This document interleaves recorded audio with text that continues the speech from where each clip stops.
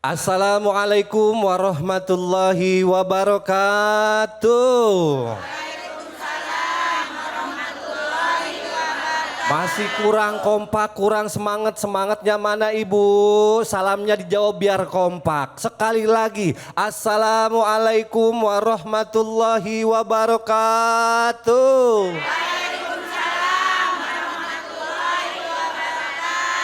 Alhamdulillahirabbil alamin. Assalatu wassalamu ala asrafil anbiya'i wa mursalin wa ala alihi wa sahbihi ajmain. Amma ba'du. Puja dan puji marilah kita panjatkan kehadirat Allah Subhanahu wa taala yang selalu senantiasa memberikan nikmat iman dan nikmat Islam yang tidak terukurkan oleh harta benda. Begitu juga sholawat beserta salamnya marilah kita limpahkan, kita curahkan hanya kepada manusia yang mulia, yang paling bersih, yang bebas masuk pintu surga manapun, yaitu baginda besar Nabi Muhammad.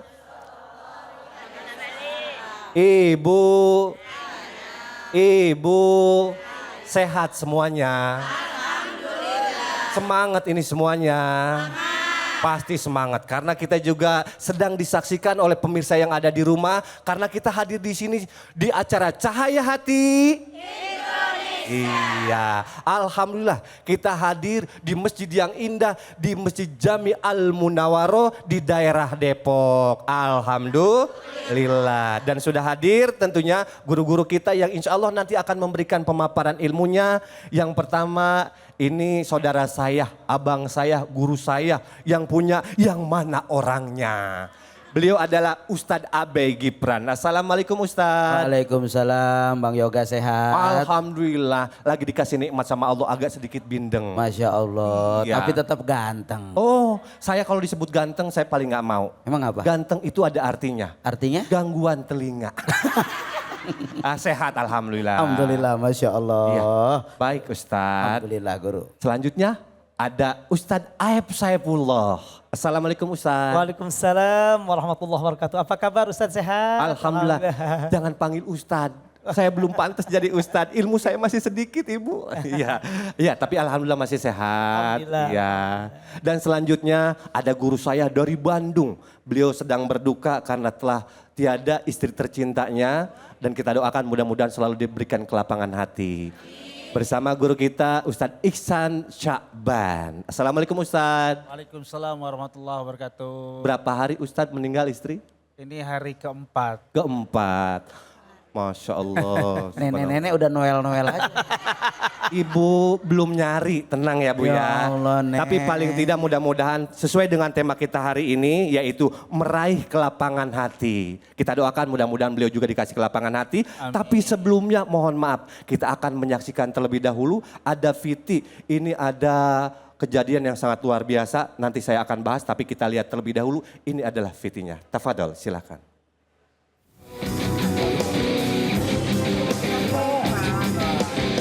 Seorang karyawan kios buah semangka di Pasar Induk Kramat Jati, Jakarta Timur, tewas setelah disiram air keras dan diserang menggunakan senjata tajam oleh seorang pria. Aksi sadis itu terekam kamera CCTV saat korban tengah melayani pembeli.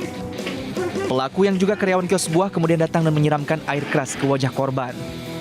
Tak sampai di situ, pelaku langsung mengeluarkan celurit dan secara membabi buta menganiaya korban. Korban yang tersungkur berteriak minta tolong dan langsung dibawa ke rumah sakit. Naas nyawanya tidak terselamatkan. Subhanallah, gara-gara cemburu salah seperti itu tuh nggak dibenerin ya Bu ya. Kelakuan seperti itu nggak bener ya Bu ya. Iya, makanya kita harus tetap ngaji di Cahaya Hati karena apa? Banyak ilmu-ilmu yang kita nanti akan bagikan. Di antaranya ada segmen ngaji bareng Ustadz Munawir Ngacir ya. Tapi nanti ya. Tapi sebelumnya kita coba Ustadz izin yang mau bertanya, yang mau curhat dulu silahkan coba. Mana? Dengan ibu siapa? Dari mana? Ibu Rizka. Ibu Rizka, silakan. Curhatnya apa Ibu? Assalamualaikum warahmatullahi wabarakatuh. Bismillah. Nama saya Ibu Rizka dari RW 5. Sebelum saya bertanya, saya sedikit begini Ustadz. 2,5 tahun saya kehilangan orang yang sangat saya cintai. Sampai saat ini saya tidak bisa move on. Setiap detik saya selalu ingat dia. Kemanapun, Mungkin dalam keadaan tidur saja yang bisa saya melupakan dia. Karena dia menjadikan saya ratu selama 31 tahun. Jadi yang ingin saya tanyakan, saya ingin menanyakan kunci dari ketenangan itu sendiri. Kunci ketenangan hati. Baik. Hanya ini yang bisa saya tanyakan. Assalamualaikum warahmatullahi wabarakatuh. Waalaikumsalam warahmatullahi wabarakatuh. Begitu besar cintanya sama imam beliau, suaminya. Karena mungkin perhatiannya sebagai laki-laki beliau maksimal. Nah seperti apa, silakan Ustadz. Baik, terima kasih Bang Yoga. Masya Allah. Bu, sehat semua? Alhamdulillah. Assalamualaikum warahmatullahi wabarakatuh. Sama-sama kita bisa mengomentari dari apa yang tadi Fiti yang kita sama-sama saksikan. Dan menyambung dari cerita Ibu Rizka, ini adalah dua hal yang punya kesamaan walaupun beda kasus. Yang pertama bahwa enggak semua masalah harus diselesaikan dengan kemarahan. Betul apa betul? Betul-betul. Kadang kemarahan itu tidak dibenarkan dalam agama. Sehingga Nabi mengatakan bahwa kemarahan akan merusak daripada iman seseorang. Oleh karenanya pernah ada seorang didatangi oleh seorang Nabi, pernah didatangi oleh seorang sahabat. Lalu sahabat ini bertanya kepada Nabi, kata sahabat ini, ausoni, wasiatkanlah kepadaku ya Rasulullah. Ausoni, wasiatkan kepadaku ya Rasulullah. Apa kata Nabi? La tagdob. Jangan kau marah. Lalu dia nanya lagi, ausani ya Rasulullah wala tagdob. Jangan marah. Dan ini adalah wasiat terbesar yang Rasulullah berikan kepada kita, bahwa ketika apapun ujian yang Allah berikan kepada kita, masalah sebesar apapun yang Allah hadirkan kepada kita, kemarahan bukan solusi dalam menjalani kehidupan. Betul-betul. Malah kemarahan itu sendiri yang akan menghancurkan diri kita, merugikan kita, merusak tatanan hidup kita, bahkan merusak keimanan kita. Oleh karenanya hati-hati sekali ketika kita semua menghadapi kemarahan. Betul? Yang pertama. Yang kedua, kasus daripada Bunda Rizka tadi. Ingat bahwa setiap orang pasti diuji oleh Allah. Dan kita harus sadar, setiap di antara kita memiliki ujian masing-masing. Tidak ada manusia yang tidak diuji, semua diuji oleh Allah. Cuma kita tidak sadar bahwa setiap orang sedang berjuang dengan ujiannya sendiri-sendiri. Oleh karenanya deketin Allah. Hadirkan Allah, bahwa kesenangan datangnya dari Allah, ujian datangnya dari Allah. Maka ketika kita fatawakal ala Allah, pasrah kepada Allah, menyerahkan segalanya kepada Allah, bahwa Allah adalah penentu segalanya. Oleh karenanya hanya kita memohon bimbingan Allah Subhanahu wa taala. Ala bidzikrillahi tatmainul qulub. Enggak ada lain jalannya, deketin Allah dengan banyak berzikir. Apa yang Allah kasih sama kita itu hanya titipan. Betul? Betul? Andai kita ikhlas, andai kita sabar, maka titipan itu besok akan dikembalikan lagi oleh Allah kepada kita semua. Amin ya robbal. Siap sabar Ibu?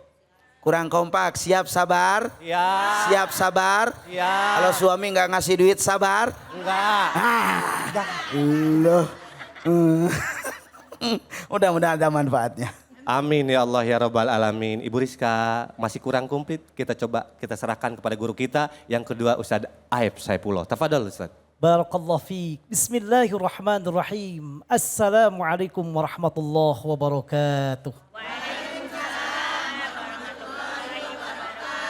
Alhamdulillah wassalatu wassalamu ala sayyidina wa habibina Muhammad ibn Abdullah wa ala alihi wa sahbihi wa man wala, amma ba'du. Video yang ditayangkan tadi mengingatkan kepada kita akan pentingnya seorang muslim memiliki hati yang senantiasa bergantung dengan Allah. Karena ujian itu pasti datang kepada kita. Bahkan hidup di dunia ini adalah ujian dari Allah. Bahkan dalam soal Anbiya Allah menegaskan kepada kita, wa nabluukum bisyarri wal khairi fitnah. Kami akan menguji pada kalian dengan yang enak atau yang tidak enak. Dan tidak ada satupun masalah yang tidak ada solusinya, pasti ada solusinya. Namun kemarahan sebagaimana Ustaz Abi tadi sampaikan, pembunuhan, dendam itu sesuatu yang tidak dibenarkan dalam agama kita. Dalam hadis riwayat Ibnu Majah dengan sanad sahih diterima dari Abdullah bin Amr bin As, Rasulullah sallallahu alaihi wasallam pernah ditanya, "Ya Rasulullah, ayyun nasi afdal?" Rasul, siapakah manusia yang paling baik, yang paling utama?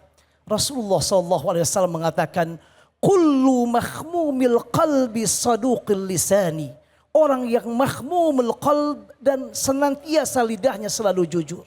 Lalu para sahabat bertanya, "Ya Rasulullah, saduqul lisani nahnu na'rifuhu, wa ma huwa mahmumul qalbi?" Jujur bicaranya kami tahu, tapi mahmumul qalbi apa itu ya Rasulullah? Rasul kemudian mengatakan, "Huwa taqiyyun naqiyyu la ithma lahu wa la baghya wa la ghilla wal hasad." Yaitu orang yang hatinya bersih, tidak ada iri, tidak ada dendam, tidak ada benci, tidak ada marah, tidak ada hasad dan tidak ada yang lainnya. Rasul menyebut dalam hadis ini itu adalah manusia yang paling baik, yang paling utama. Bahkan dalam hadis riwayat Imam Muslim dalam sahihnya diterima dari Abu Hurairah, Rasulullah SAW pernah bersabda, "Tuftahu abwabul jannati yaumal isnaini wa yaumal khamis." Allah membukakan pintu-pintu surga 2 hari, hari Kamis dan hari Senin. Maka dianjurkan kita berpuasa sunat. Pintu-pintu surga Allah bukakan 2 hari itu. Lalu kata Rasulullah, "Fayughfaru likulli 'abdin la yusyriku billahi syai'a illa rajula." Allah akan mengampuni semua hamba-hambanya selama dia tidak berbuat syirik kepada Allah, kecuali 1 orang Allah gak akan ampuni. Siapa dia ya Rasulullah? Yaitu seseorang kanat bainahu wa baina akhihi syahna. Orang yang antara dia dan saudaranya ada syahna. Al-Imam An-Nawawi dalam syarahnya terhadap Sahih Muslim mengatakan asyahna ay al-baghdha wal udwan, kebencian, kedendaman, marah. Dia ada marah, ada masalah, ada kebencian, hatinya enggak lapang dengan saudaranya.